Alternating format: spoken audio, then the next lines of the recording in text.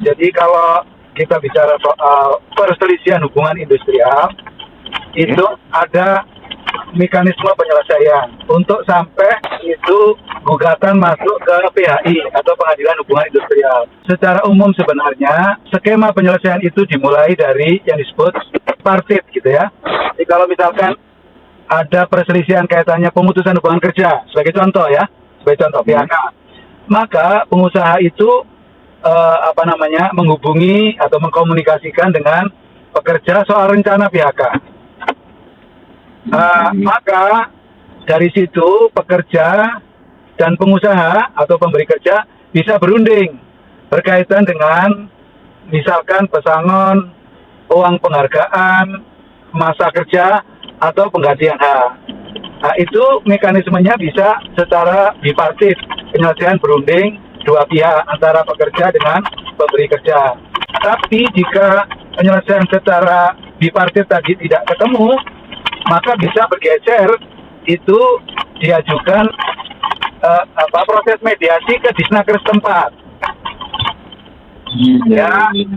Misalkan bisa aja itu diajukan oleh pengusaha sudah menyampaikan bahwa ternyata rencana PHK udah saya sampaikan ke pekerja, kita sudah berunding, tapi tidak ketemu titik tengahnya.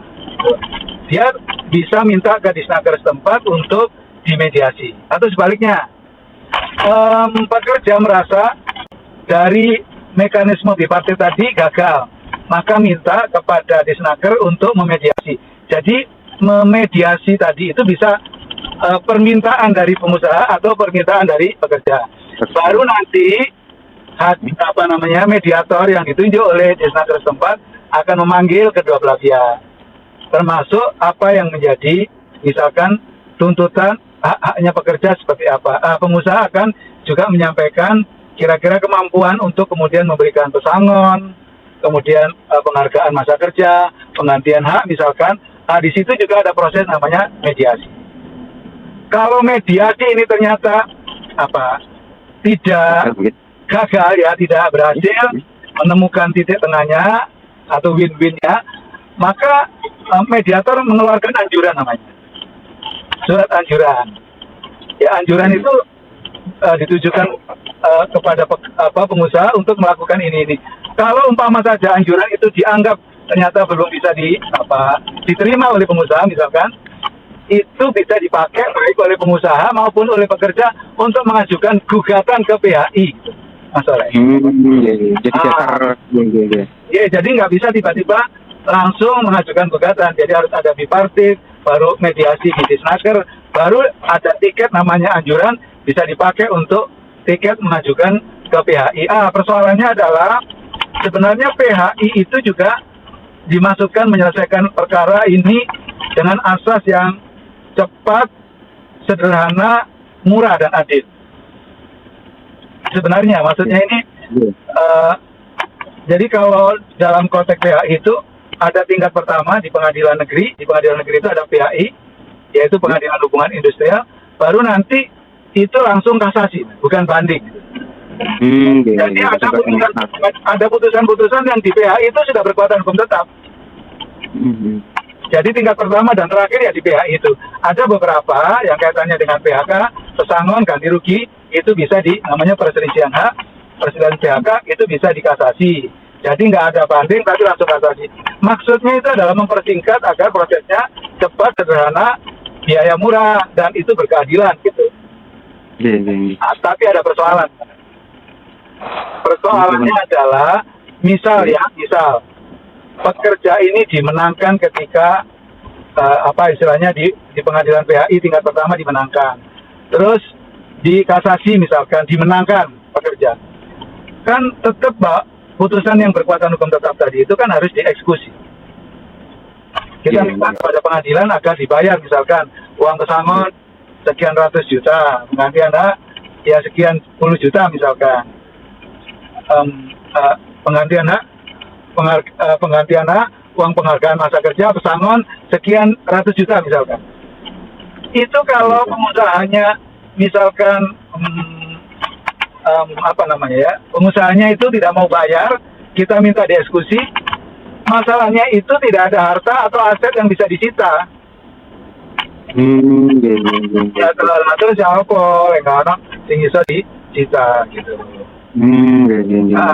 Maka saya mengusulkan saya mengusulkan mestinya kalau waktu mengajukan gugatan ke PHI supaya nanti itu bisa dieksekusi, itu pekerja harus mengajukan satu petitum atau tuntutan bahwa aset pengusaha ya, aset pengusaha itu harus kita minta sebagai sita jaminan, harus diletakkan sebagai sita jaminan, agar nanti kalau dia menang ini pekerja tidak di atas kertas, tapi nanti asetnya misalkan PT X gitu, yaitu nanti yang disita untuk membayar pesangon, uang penghargaan atau penggantian hak pekerja gitu, Mas.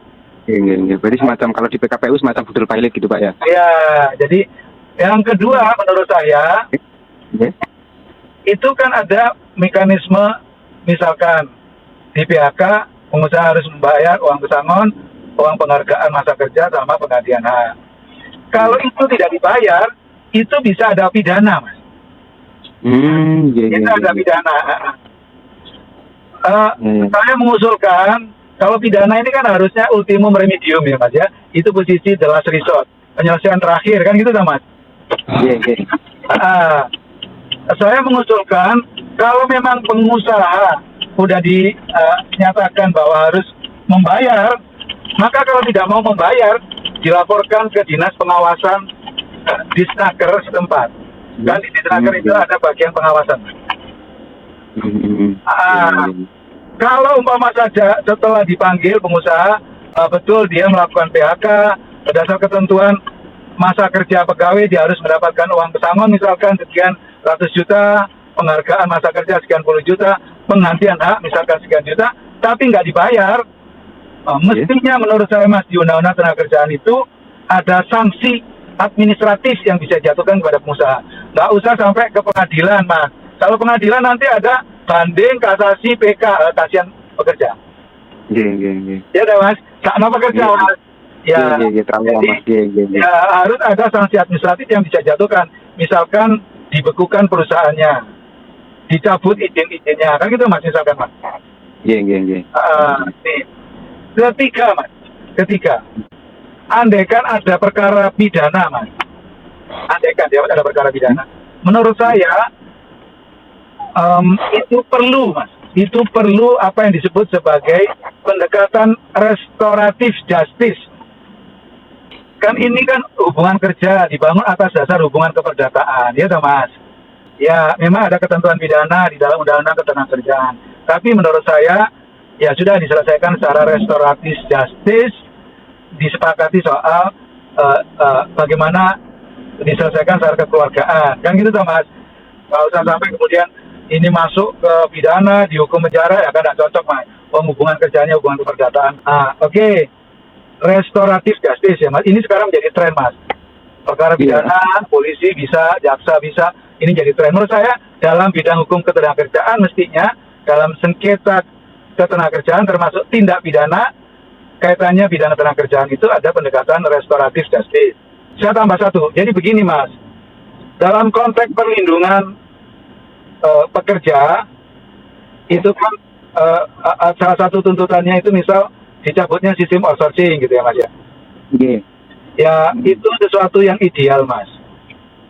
Ya, sesuatu yang ideal. Secara normatif sangat bagus, tetapi memang agak sulit dalam prakteknya, Mas. Kalau menghapus sistem yang disebut sebagai sistem outsourcing, itu agak sulit gitu loh ya, Mas. Yang dituntut kan ini dihapus sistem outsourcing, tapi menurut saya itu agak sulit. Mestinya, Mas, ada pembatasan. Pada pembatasan menurut saya seperti Permenaker sebelumnya, pada bidang-bidang apa saja yang boleh di outsourcing dan bidang-bidang yang tidak boleh di outsourcing. Jangan semua boleh di outsourcing, Mas. Tapi di Undang-Undang Cipta Kerja ini malah diberi keleluasaan pada semua bidang bisa di outsourcing. Nah, kalau begitu menurut saya kurang memberikan perlindungan hukum bagi pekerja. Oke, saya kira gitu, Mas.